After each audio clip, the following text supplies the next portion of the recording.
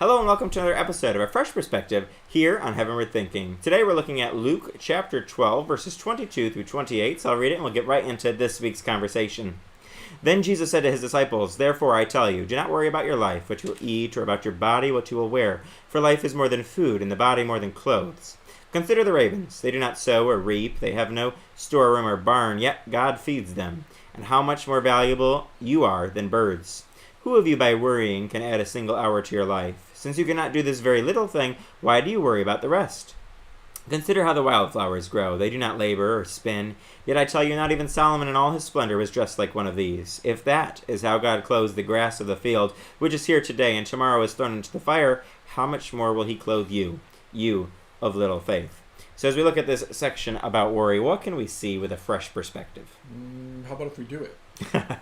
Absolutely. That's the fresh perspective is when you look at what God is really saying here, right? When you make Him Lord of your life, which is where the rub is. Most of us want Him to be God of our life, as defined by us, not Lord of our life, right? But when we make Him Lord of our life, He tells us not to worry about these things. Mm-hmm. But the reason that we worry about these things is because we want the right kind, right? That we want the right amount. We want to compare to other people, right? We don't. It's when you have a student, right? When you have a kid and you're sending him to school, there's a pressure on parents for your kid to look like every other kid, and to stand out is considered to be a bad thing, and you're doing something wrong to your kids. And how could you do that, right?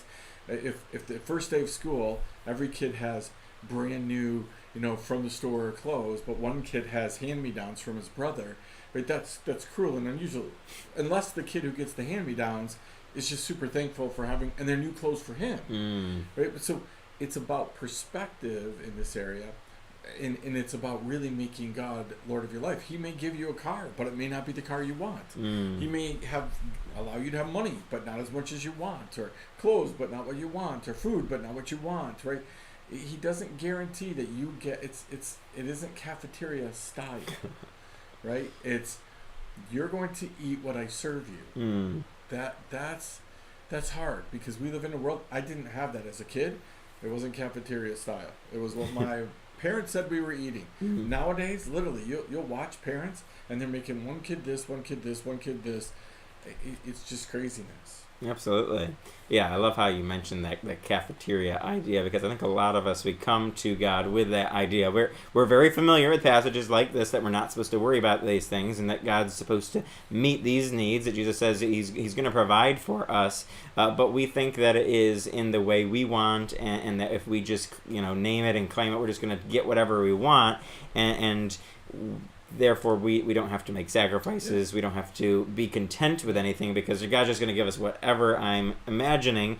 And yet that's not what this section is saying. It's saying that life is about more than these necessities. So yeah, God's going to take care of these necessities, but He wants you to understand that life isn't about these things. So it's not about the food you want, or the clothes you want, or whatever else you want, the car you want, like you mentioned. It's not about all those things. It's about more than that. It's about living for God. And so we need to set aside our heart's desire on those things and make sure that we're not being consumed by the things of this world. He's going to meet our needs, but He doesn't want us to be consumed with those, and it's often, like you said, going to be different than how we imagine. Yeah, well, Jesus said you don't have because you don't ask, and when you do ask, you ask with the wrong motives. That's what this whole worrying thing is about. The part of it isn't just we're worried about having enough to eat. We're worried, right? I've gone to soup kitchens and to food pantries, and people literally take just a few things because there's nothing that their kids will eat or want. Well, that's a problem,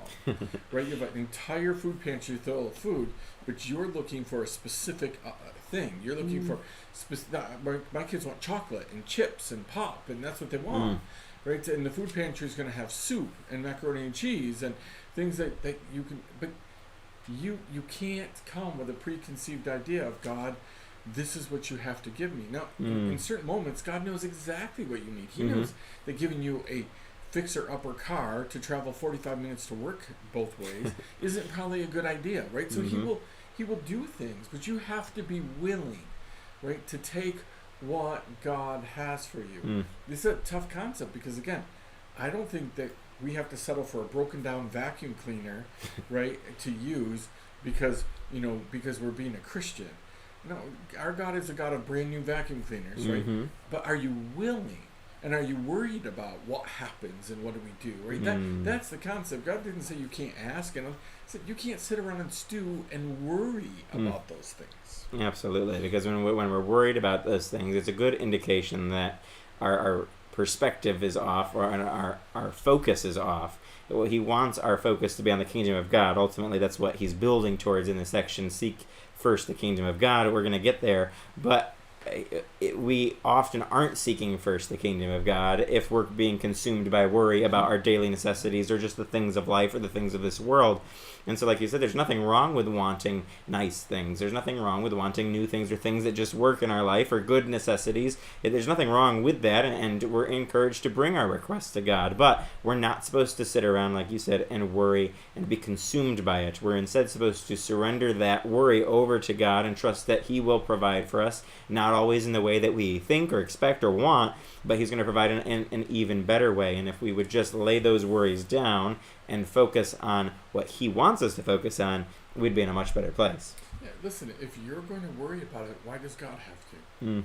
Right? That's the bottom line. We're supposed to give our worries over to God. So if you're going to waste your time worrying about it, well, then why in the world would God waste His time worrying?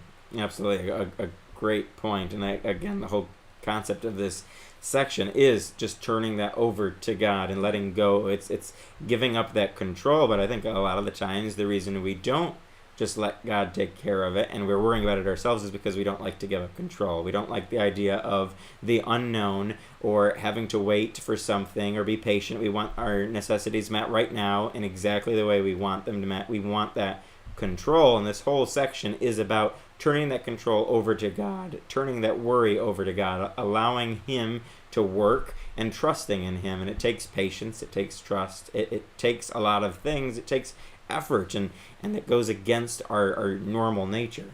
Yep, absolutely. Well, we hope that you've been encouraged and challenged by this, and that you'll join us next time for another episode of A Fresh Perspective here on Heavenward Thinking.